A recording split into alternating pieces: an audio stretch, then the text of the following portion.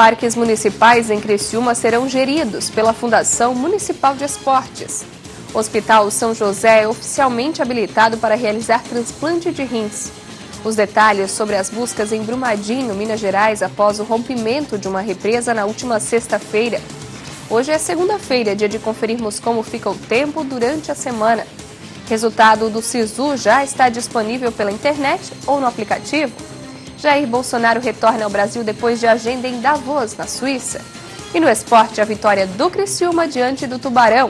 A partida foi em casa nesse domingo. As notícias de Criciúma e do sul de Santa Catarina você confere a partir de agora. No ar pela TV Primavera, Informe Região.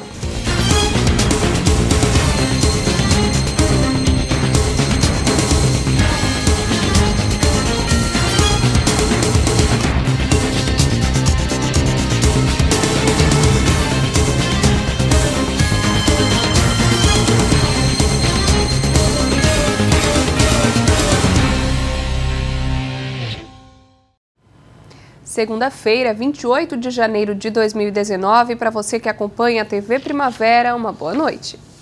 A Fundação Municipal de Esportes de Criciúma agora é a responsável pela gestão dos parques da cidade. Confira na reportagem. 2 parques com destaque para as práticas esportivas e integração por meio de atividades físicas. Nada mais justo que o Parque das Nações, localizado na Próspera, e o recém-inaugurado Parque dos Imigrantes, no Rio Maina, passem a ser geridos pela Fundação Municipal de Esportes. O convite e a formalização da iniciativa veio nos últimos dias, do prefeito Clésio Salvário. O presidente da fundação já sabe bem por onde começar. A gente já está fazendo um mapeamento das principais necessidades de cada parque. Já chamei os 2 gestores dos parques, os nossos funcionários que estão cuidando de cada um dos 2 parques. E agora a gente vai fazer um mapeamento e um planejamento do que a gente deve agir. Claro que já, para início, a gente precisa atingir algumas questões nevrálgicas, por exemplo, a segurança no Parque dos Imigrantes. A gente precisa melhorar a segurança no Parque dos Imigrantes. Tem alguns momentos da semana, dos dias, precisa reforçar, e isso já está sendo feito nos próximos dias. E no Parque das Nações, melhorar a questão de eventos, melhorar a questão de limpeza, roçar, porque durante o verão a gente sabe que a grama cresce muito, muito rapidamente, a gente precisa ter uma atenção um pouco maior. Então, nesses 2 parques a gente já está agindo de forma nevrálgica em alguns pontos, mas no geral a gente vai fazer um planejamento para o ano, com eventos, trazendo a comunidade para dentro dos parques. O presidente da FME reforça que a prática de esportes e atividades físicas deve ter atenção especial nos parques. No Parque das Nações, a gente tem alguns equipamentos esportivos muito legais, e no Parque dos Imigrantes tem mais do que no Parque das Nações, inclusive. O Parque dos Imigrantes tem 3 quadras de vôlei de praia, que podem ser beach tênis, pode ser feito também futevôlei, então tem quadra poliesportiva, tem tabela de basquete, tem handebol, pode ser feito handebol de areia, pode ser feito futebol de areia, e futuramente vai ter boche e bolão lá no Parque dos Imigrantes também.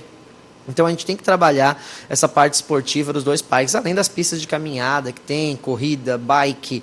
A Fundação pretende realizar ainda eventos que possam integrar os 2 parques. Os parques, eles são grandes equipamentos esportivos que a gente tem em Criciúma hoje, então a gente tem que fomentar cada vez mais a prática esportiva nesses 2 parques e, inclusive, criar campeonatos, criar eventos que integrem os 2 parques. Por exemplo, uma corrida entre parques a gente pode criar, a gente pode fazer um campeonato de basquete num parque, fazer um campeonato de basquete no outro, depois fazer o campeão dos 2 parques. São coisas pequenininhas que a gente vai resolvendo e trazendo a comunidade para dentro do parque, utilizando o parque e dando vida para ele. Trazendo a comunidade de bem para dentro dos parques, a gente não vai ter gente que queira fazer o mal lá dentro. Outro foco da Fundação será a realização de novos projetos. Para isso, é claro, é necessário buscar recursos. A gente tem que fazer muita parceria público-privada. Aqui na própria Fundação de Esportes, a gente já tem esse lema de buscar parceria público-privada. Um campeonato, por exemplo, de xadrez, que a gente vai fazer agora, uma etapa do Campeonato Estadual de Xadrez, poderia sair 6, 7 mil reais do próprio município para pagar a arbitragem e tal. A gente já conseguiu um parceiro que vai levar esse evento para dentro, um shopping de Criciúma, que vai levar esse evento para dentro do seu shopping e vai bancar isso, ao invés da própria fundação bancar. Então, as parcerias público-privadas, elas são o grande mote atual da administração pública brasileira. A gente tem que buscar essa parceria público-privada. Tem muita empresa a fim de investir, Só que precisa ter um plano de marketing, precisa saber o que ela vai ganhar com isso também. Eu, se fosse dono de uma empresa, iria buscar um espaço público para fazer um evento e tudo mais, mas o que eu vou ganhar com isso? O que a gente vai ter de retorno em relação a isso? Não adianta só o poder público ir lá e pedir para uma empresa para apoiar um evento, mas tem que mostrar para ela os benefícios que ela vai ter também. Então a gente está tendo um plano de marketing, montando um plano de marketing e vai buscar essas parcerias público-privadas para o parque.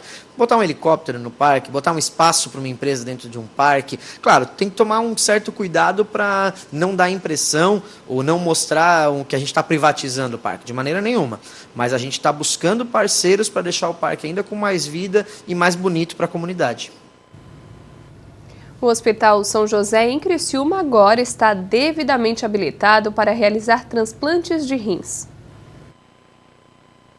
Cumprindo o que havia prometido, na última terça-feira, o Ministério da Saúde oficializou a autorização para que o Hospital São José, em Criciúma, possa começar a realizar transplante de rins. A confirmação saiu na sexta-feira com a publicação da portaria número 78 no Diário Oficial da União. Em viagem a Brasília no início da semana, o prefeito Clésio Salvário, o secretário executivo da Associação dos Municípios da Região Carbonífera, ANREC, Acélio Casagrande, e outras autoridades intensificaram o pedido junto ao Ministério da Saúde. Com todos os processos aprovados, o hospital agora dá início aos trâmites internos para começar a oferecer o procedimento pelo Sistema Único de Saúde, o SUS. Em todo o estado, apenas Joinville, Itajaí, Jaraguá do Sul e Florianópolis realizam a cirurgia. Criciúma é agora o único município do sul de Santa Catarina a oferecer o procedimento. Conforme Acélio Casagrande, a região vai seguir buscando novos procedimentos, como o transplante de medula e de fígado, para que o hospital se torne um polo em alta complexidade. Na próxima quarta-feira, o secretário deve se reunir com a equipe de transplantes do hospital, coordenada pelo Dr. Joel Andrade, para análise de como será o início da realização dos transplantes. Em Brumadinho, Minas Gerais, seguem as buscas pelos desaparecidos após o rompimento da barragem da Vale. E nós vamos até lá com a repórter Luana Karen, da NBR, com informações. Neste quarto dia de cobertura dos desdobramentos do rompimento da barragem do Feijão, aqui em Brumadinho, nós tivemos a chegada dos militares israelenses que vieram reforçar esse trabalho de busca e salvamento das vítimas. Eles se reuniram cedo aqui no posto de comando com o governador de Minas Gerais, Romeu Zema, e com comandantes das forças que estão atuando nessa operação. Trocaram informações sobre a área do acidente, as características geográficas da região e também traçaram os parâmetros sobre como vai funcionar essa cooperação. Em entrevista aos jornalistas, o porta-voz do Corpo de Bombeiros, Tenente Pedro Aihara, afirmou que os israelenses vão trabalhar na área mais próxima à barragem que se rompeu. Aihara também disse entender a situação dos moradores, dos parentes que buscam informações das vítimas e estão visivelmente tensos, mas disse que é preciso considerar também as características desta tragédia. Vamos ouvir. A nossa preocupação inicial era em relação à divisão de áreas para que as buscas pudessem ser feitas da melhor maneira possível. Dentro dessa delimitação, a gente já determinou a área onde as forças de Israel irão atuar será na área onde se concentra a área administrativa da Vale, a área mais próxima da barragem, e aí a outra área onde atua somente o Corpo de Bombeiros, a gente vai atuar depois do pontilhão. A gente entende que é natural que os familiares das vítimas eles estejam em uma situação que eles buscam informações, mas a gente tem que entender que esse tipo de atuação é um tipo de atuação muito delicado. A gente está falando de milhões de rejeitos de minério de ferro, a gente trabalha com uma barragem, que dentro da área quente a gente trabalha com desde matéria orgânica envolvendo animais, plantas, também pessoas, então tem que ser feito um trabalho muito criterioso. E um outro detalhe repassado mais cedo pelo Tenente Aihara é que essas construções, o refeitório e o prédio administrativo da Vale, talvez tenham sido levados por quilômetros, porque eles estavam justamente posicionados abaixo da barragem. E por causa do rompimento da barragem, da força da lama, foram os primeiros prédios atingidos e talvez estejam aí a quilômetros da posição original onde se encontravam e lá também onde estavam a maior parte dos funcionários da Vale que estão também desaparecidos. Sobre essa lista de desaparecidos, desaparecidos, também há uma novidade. O tenente-coronel Flávio Godinho, da Defesa Civil, afirmou que eles estão trabalhando na unificação dessas listas. Isso porque havia até então uma lista da Vale, né, de desaparecidos que trabalhavam na empresa Vale, outra de moradores que procuravam um posto de comando que foi montado aqui na Estação do Conhecimento, e uma terceira lista também de desaparecidos que estava na Defesa Civil, dificultando aí o cálculo, né, a quantidade de pessoas desaparecidas. Vamos ouvir agora na entrevista. A unificação das listas, estão sendo feitas a unificação das listas, tanto da Vale como as listas da Estação do Conhecimento, onde as famílias propiciam novos nomes que não foram apresentados pela Vale, e bem como a lista que está na Cadepol da Polícia Civil.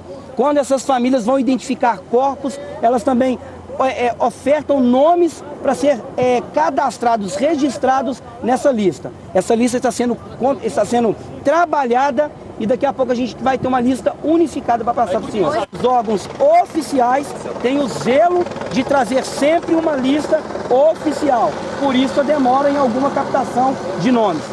E relembrando os dados que temos até agora dessa tragédia, foram confirmadas 60 mortes, 19 corpos foram identificados, há 292 desaparecidos e 382 pessoas foram localizadas. Também, segundo a Defesa Civil, há 135 pessoas que estão desabrigadas.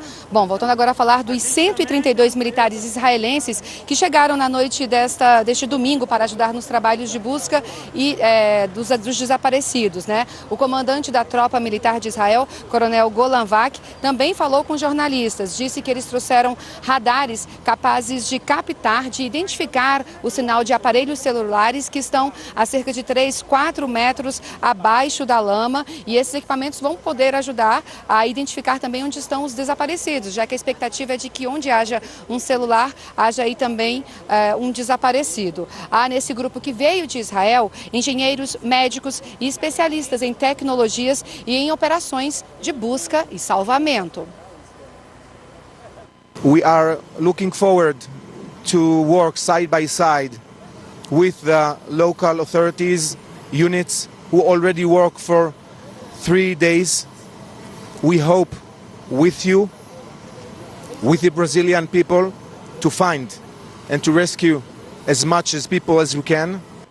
Bom, e há aqui nessa área onde nós estamos um grande trânsito de helicópteros. Isso porque esse prédio que está aqui atrás, a faculdade que concentra o posto de comando, é também um local onde esses helicópteros descem para serem reabastecidos. Ao todo, há 16 aeronaves trabalhando nessa operação de busca e salvamento das vítimas do rompimento da barragem do Feijão.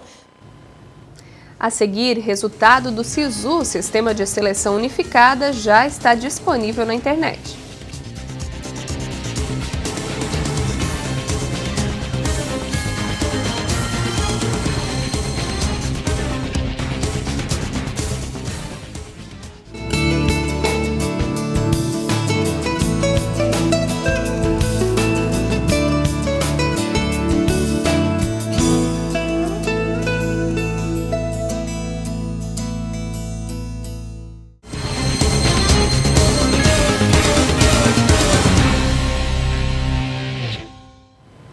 A semana começou quente na região e a temperatura deve continuar subindo nos próximos dias. Vamos conferir como fica o tempo nesta semana em Criciúma e região. Amanhã, terça-feira, o dia amanhecerá com sol e com algumas nuvens. Durante a tarde e a noite deve haver pancada de chuva isolada. A temperatura mínima será de 22 graus e a máxima de 38 graus. Na quarta-feira, dia 30, o dia será de sol e também deve haver pancadas de chuva isolada durante a tarde e a noite. A temperatura sobe ainda mais. Os termômetros devem marcar mínima de 24 graus e máxima de 40 graus.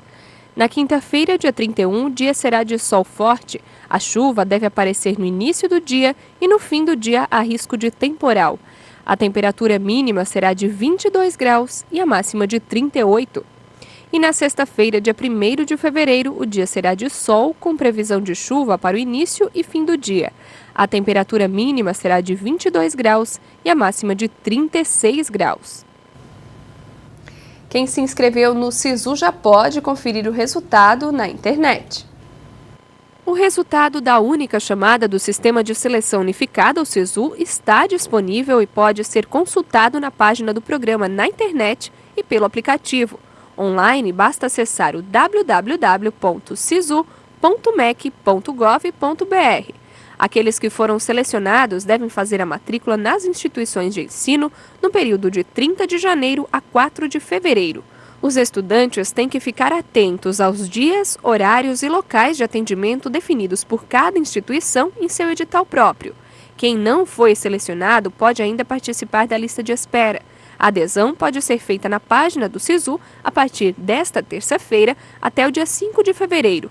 Esses alunos serão convocados pelas próprias instituições de ensino a partir do dia 7 de fevereiro. A principal mudança deste ano é que os estudantes que foram selecionados em qualquer uma das duas opções feitas na hora da inscrição não poderão participar da lista de espera.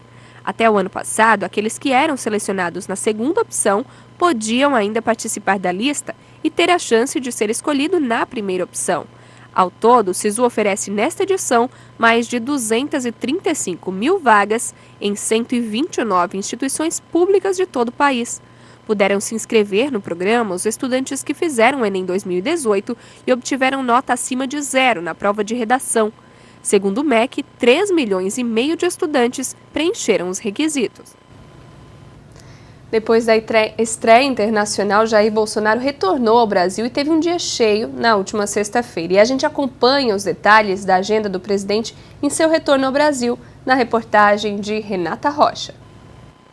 O presidente Jair Bolsonaro e comitiva pousaram em Brasília por volta das 6 da manhã. Bolsonaro seguiu direto para o Palácio do Alvorada. Às 10 da manhã, ele já estava no Palácio do Planalto para as primeiras reuniões do dia, dando sequência ao que foi abordado no Fórum Econômico Mundial. Durante sua participação em Davos, o presidente se encontrou com líderes internacionais, falou sobre possíveis reformas, sobre a abertura da economia brasileira, investimentos privados e que quer tornar o Brasil um dos 50 melhores países para investimento. O primeiro encontro na capital federal foi com o ministro-chefe da Casa Civil, Onyx Lorenzoni, que na quarta-feira anunciou as 35 medidas prioritárias para os 100 primeiros dias de governo. No Palácio do Planalto, o presidente também se encontrou com os ministros da Defesa, Fernando Azevedo e Silva, e da Secretaria de Governo, Santos Cruz. Ele teve ainda uma reunião com o governador de Rondônia, Marcos Rocha. O dia foi de bastante conversa, muito assunto para pôr em dia.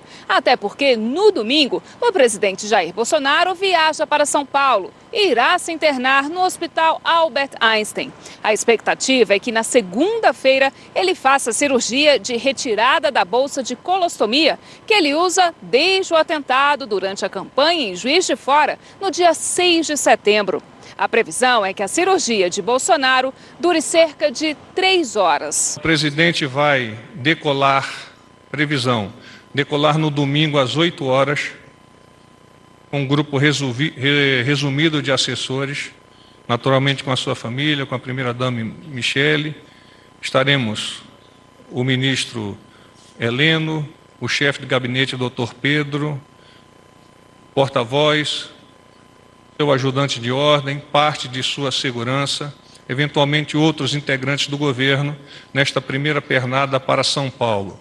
Previsão de chegada em São Paulo às 9h10, imediatamente o presidente e a comitiva deslocar-se-ão para o hospital.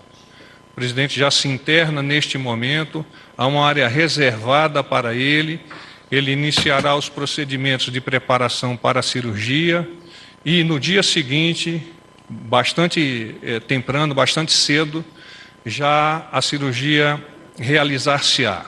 Só após o procedimento é que os médicos poderão dizer o tempo estimado de recuperação. A previsão é de aproximadamente 10 dias. Conforme o porta-voz da presidência, Otávio Rego Barros, enquanto Bolsonaro estiver se recuperando, ele poderá despachar do próprio hospital, pois lá será montado um gabinete presidencial provisório. A Casa Civil já informou que no período em que Bolsonaro estiver inconsciente, quem vai substituí-lo no comando interino da presidência é o vice-presidente general Hamilton Mourão. Mourão também fez sua primeira substituição como presidente interino durante a viagem do presidente a Davos. Neste interregno, cirurgia e recuperação, que os médicos indicam e iluminam a necessidade de estrito descanso de 48 horas, o excelentíssimo senhor vice-presidente da República estará como presidente da nossa República.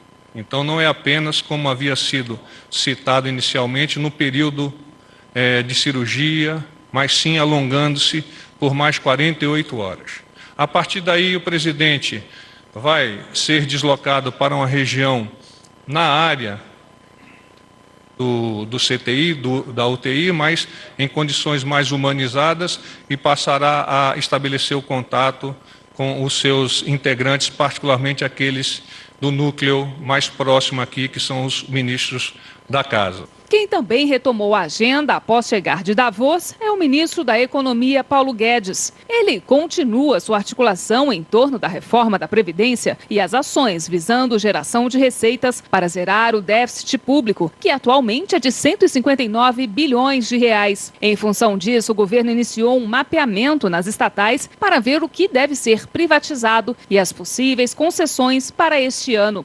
O Ministério da Economia pediu às agências reguladoras informações sobre a projeção de receitas nas áreas de petróleo, mineração e energia. Já o Programa de Parcerias e Investimentos, o PPI, enviará aos ministérios que possuem estatais os planos que incluem privatização, liquidação e extinção. A meta com as operações é atingir 75,3 bilhões de reais. Segundo dados do PPI, desde maio de 2016, a União arrecadou 46,4 bilhões em bônus de outorga, que é o pagamento pelo direito de explorar um bem público em concessões e privatizações de estatais. Em 30 meses, o governo Michel Temer concluiu 127 projetos nas áreas de rodovias, aeroportos, portos, entre outros. O governo conta hoje com 135 estatais, das quais 117 do setor produtivo e 18 na área financeira. Entre as principais estão Banco do Brasil, Caixa Econômica Federal, BNDES, Correios, Petrobras e Eletrobras. Dentro dessa linha de atuação, o ministro da Infraestrutura, Tarcísio Gomes de Freitas, anunciou nesta quinta-feira novas concessões de rodovias, da BR-101 e da BR-470 em Santa Catarina. Conforme o ministro, a previsão de leilão em relação à BR-101 até o final do primeiro semestre. Sobre a BR-470, o ministro disse que o governo está em fase final da escrituração da concessão e que a licitação deve sair ainda este ano. Já a Secretaria de Promoção da Produtividade e Advocacia da Concorrência do Ministério da Economia se manifestou em documento enviado nesta quinta-feira ao Supremo Tribunal Federal contra o tabelamento do frete rodoviário e classificou os caminhoneiros grevistas de conspiradores. De acordo com o documento, a primeira manifestação do governo Bolsonaro no STF sobre o tema, o governo Michel Temer foi coagido a instituir preços mínimos. A tabela com os preços mínimos para os fretes rodoviários foi estabelecida por uma medida provisória editada pelo presidente Michel Temer durante a greve dos caminhoneiros. A MP foi aprovada pelo Congresso Nacional e virou lei. A edição da tabela foi uma das reivindicações dos caminhoneiros que protestavam contra o aumento no preço do óleo diesel. A paralisação da categoria em maio trouxe caos à vida do brasileiro. Postos de combustível sem gasolina e filas em busca de combustível. Aeroportos sem querosene de aviação. Em algumas cidades houve até mesmo desabastecimento em supermercados, além dos prejuízos para diversos setores da economia. 3 ações no Supremo questionam a tabela. As entidades argumentam que a MP fere a iniciativa do livre mercado e é uma interferência indevida do Estado na atividade econômica e na iniciativa privada. O governo Bolsonaro concorda com as entidades que o tabelamento provoca reserva de mercado e institucionaliza o que chamou de um cartel e defende que o Supremo considere a medida como inconstitucional. A área técnica do Ministério da Economia defendeu ao Supremo a imposição de sanção administrativa aos caminhoneiros e também punições criminais. A seguir, o esporte teve vitória do Tigre em casa pelo Campeonato Catarinense. A partida Clássico do Sul contra o Tubarão.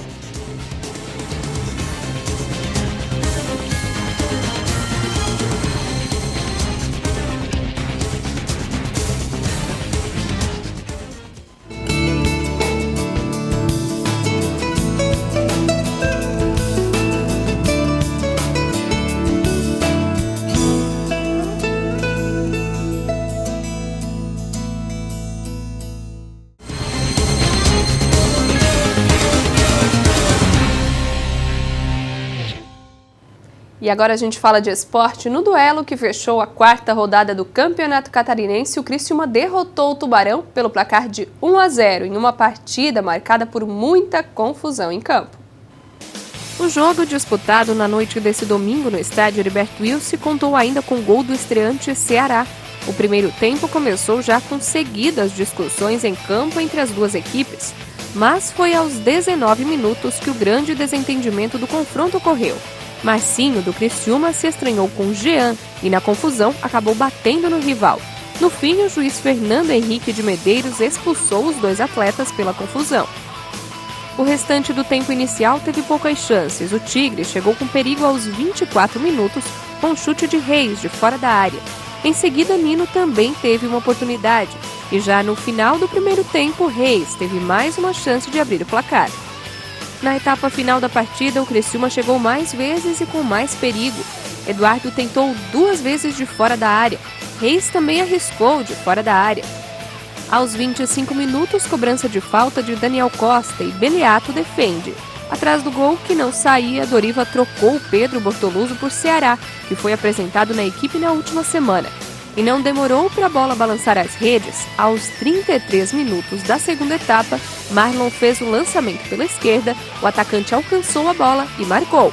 1-0 para a equipe da casa. Com o resultado, o Tigre subiu na tabela de classificação e agora tem 6 pontos. Já o Tubarão amarga a lanterna da disputa, com só 1 ponto conquistado. Na próxima rodada, o Criciúma recebe o Brusque no Heriberto Wilson. Partida na quarta-feira, às 9 da noite. O Informe Região vai ficando por aqui. Uma boa noite para você e a gente se vê novamente amanhã, se Deus quiser. Até lá!